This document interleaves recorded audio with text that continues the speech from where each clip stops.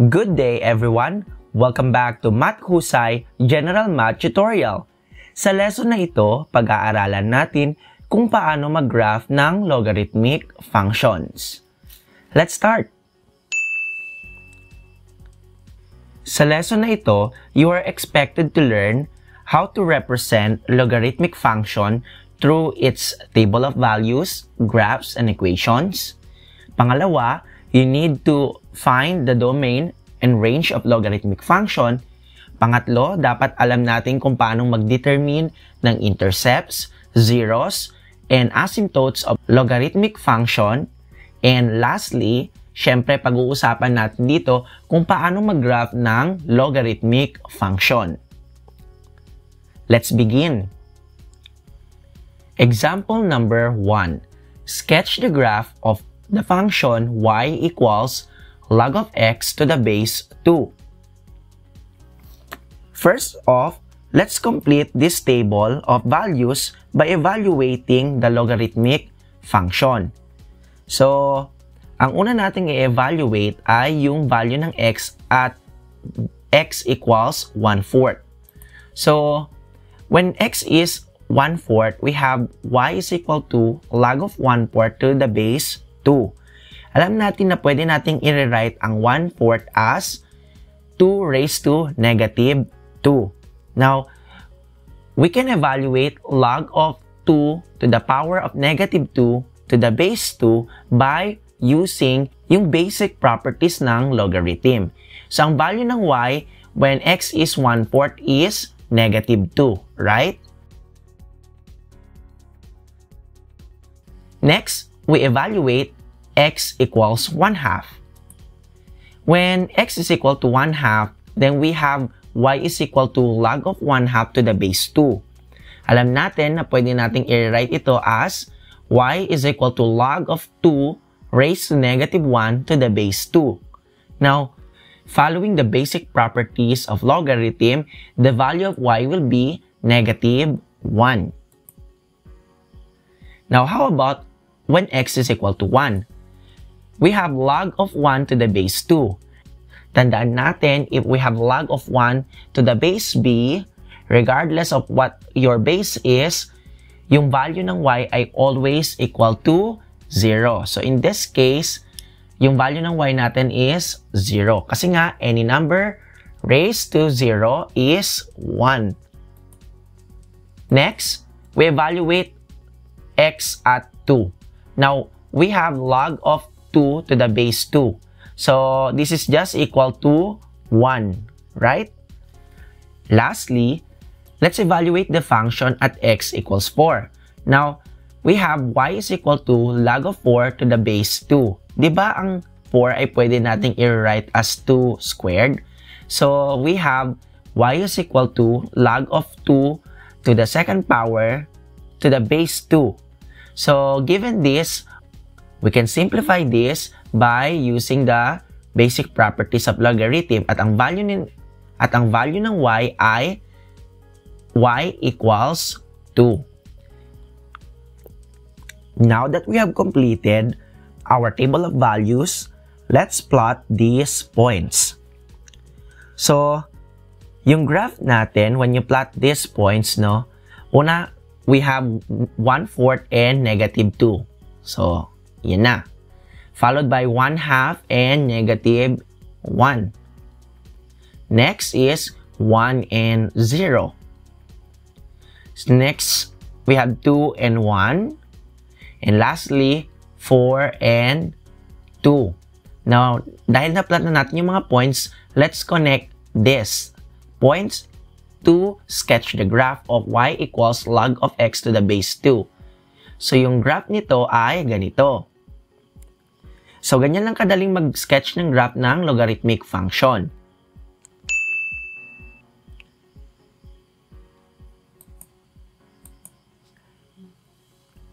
From here, alam natin na this logarithmic function is just the inverse of the exponential function y equals 2 raised to x. So kung if we interchange the set of x and y values dito sa ating table of values na to, and we plot it, then we can sketch the graph of the exponential function y equals 2 raised to x. At ganito yung graph ng exponential function na yon. So the graph of y equals 2 raised to x is just a reflection of the logarithmic function with respect to the line y equals x. Kasi nga, alam natin in the previous lesson na ang logarithmic function is just the inverse function of exponential function. Based on the graph, we can observe the following properties of logarithmic function.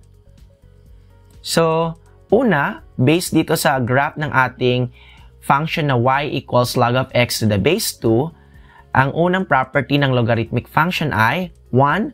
The domain is the set of all x such that yung x is greater than 0. So, lahat lang ng set of positive real numbers ang domain natin. Next is, the range of the logarithmic function is the set of all real numbers. So, ibig sabihin, from negative infinity to positive infinity.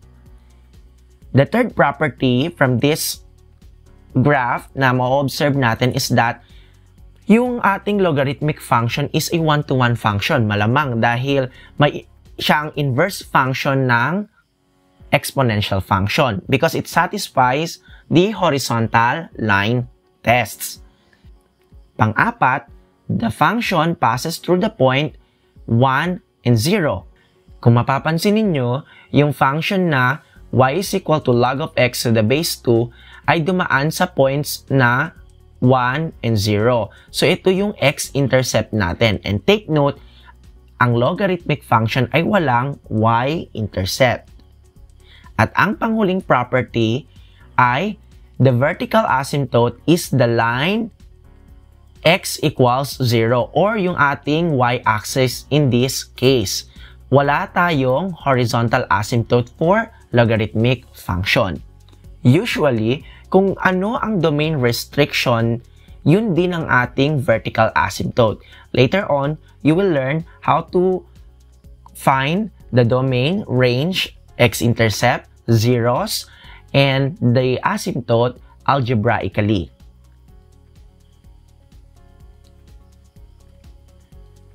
Let's represent another logarithmic function through its table of values and then i-graph natin siya and determine the domain, range, vertical asymptote, x-intercepts, and zeros of the given log function. So, yung function natin ay y equals 2 log of x to the base 2.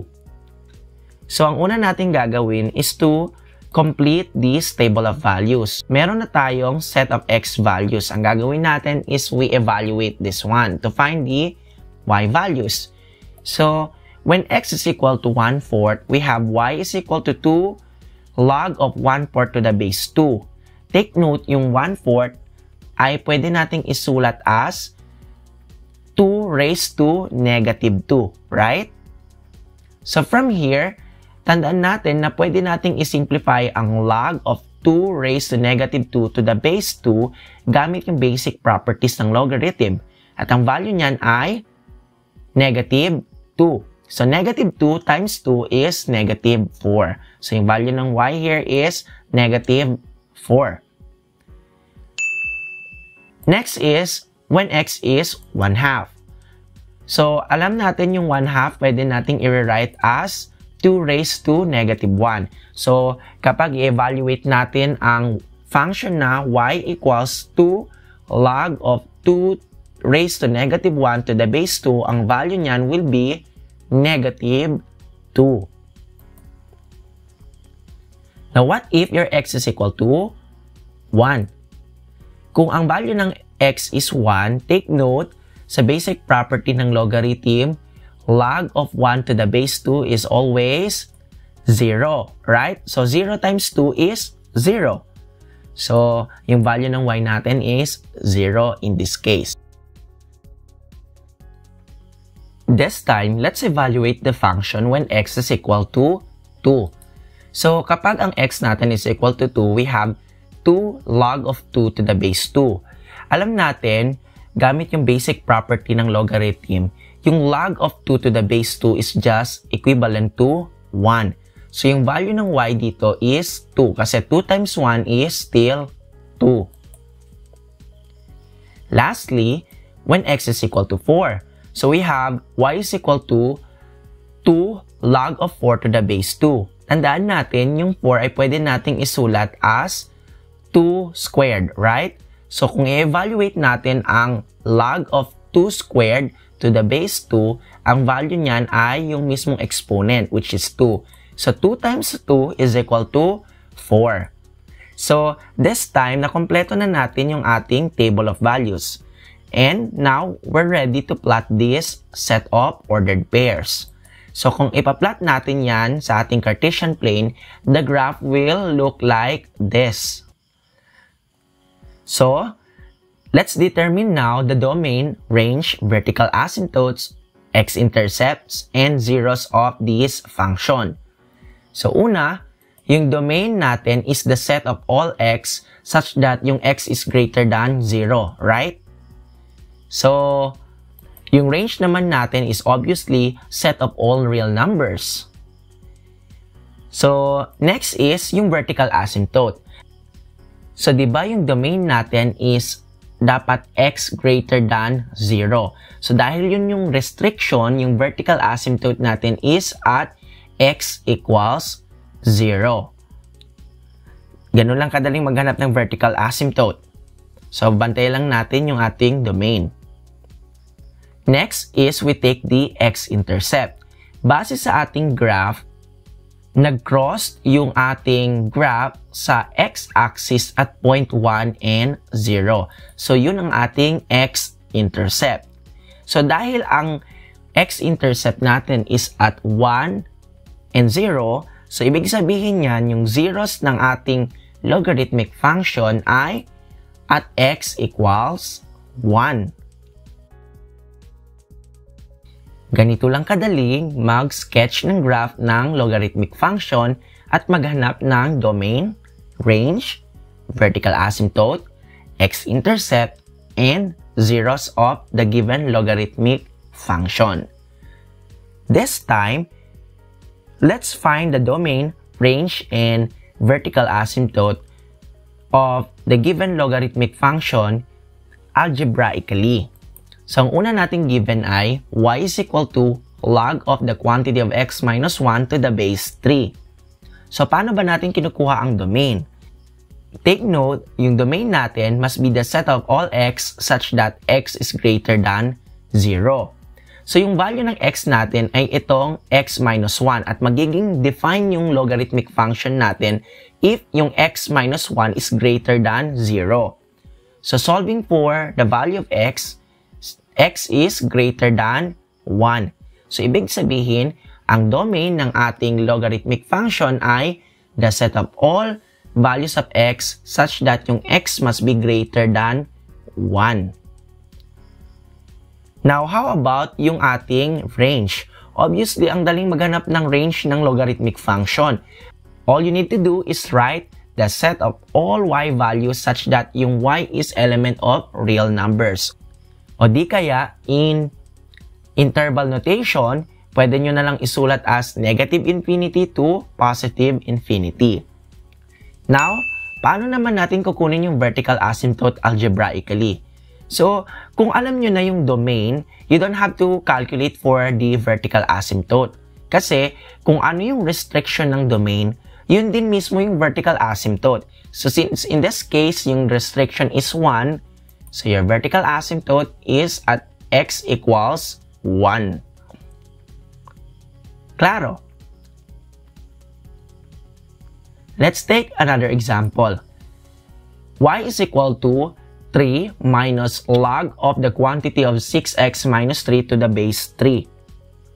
To find the domain, alam natin na magiging define yung ating function kapag ang 6x minus 3 is greater than 0. Now, solving for the value of x, we have 6x greater than 3. Now, dividing both sides of the equation by 6, so yung value ng x natin is 1/2. Kasi nga, 3/6 is 1/2. Now, yung domain natin from this point is lahat ng value ng x na mas malaki sa 1/2. Klaro? Now, yung range, you don't have to compute. Alam natin na set of real numbers lang. Now, again, gaya ng sinabi ko, yung vertical asymptote is yung mismong restriction ng domain. So, in this case, ang restriction ng domain is 1/2. So, yung vertical asymptote ng y equals 3 minus log of 6x minus 3 to the base 3 ay x equals 1/2. Klaro?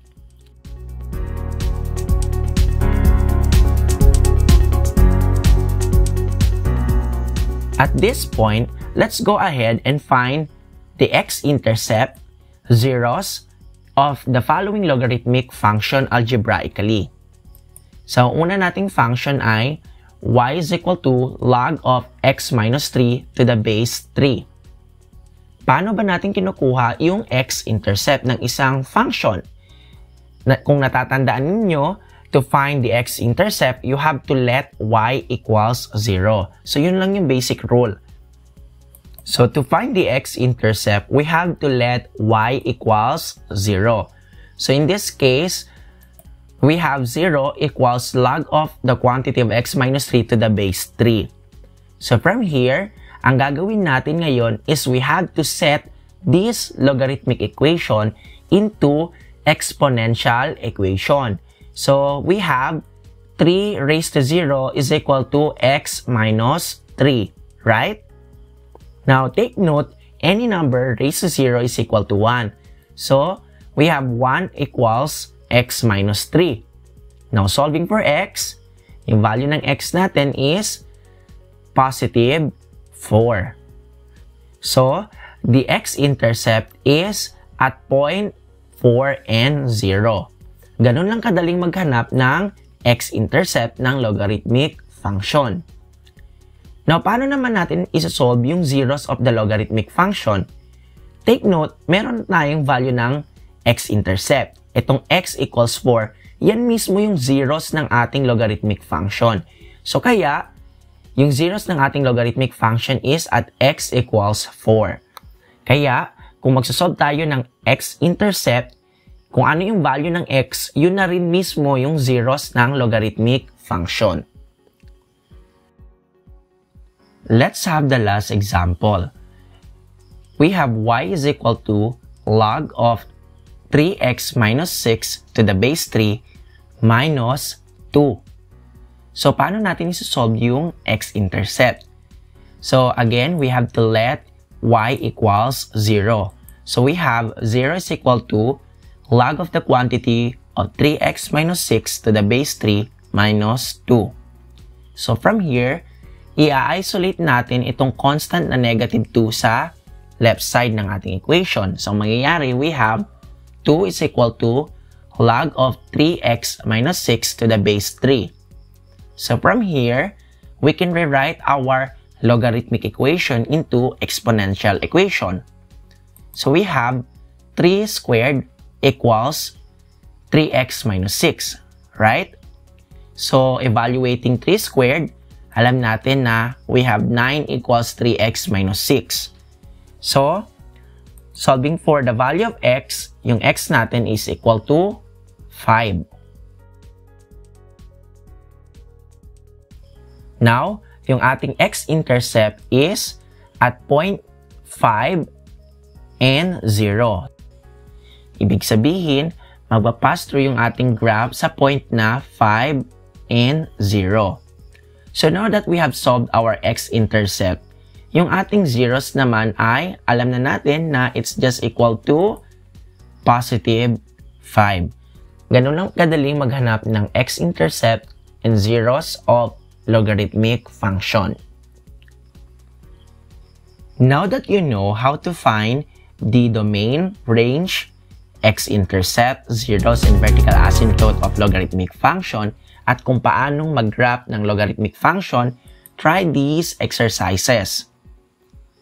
Kung tapos na kayo, share your answers in the comment section. Kung nakatulong ang Math Husay math tutorial na mas maintindihan ninyo ang proseso kung paano mag-graph ng logarithmic function and how to find the domain, range, intercepts, vertical asymptotes, and zeros of logarithmic function, give this video a thumbs up, share and subscribe to my YouTube channel. Remember, ang sikreto para maging math husay, matuto at mag-ensayo. Watch the last episode of this module and learn how to solve problems involving logarithmic function, equation, and inequalities. See ya! Bye!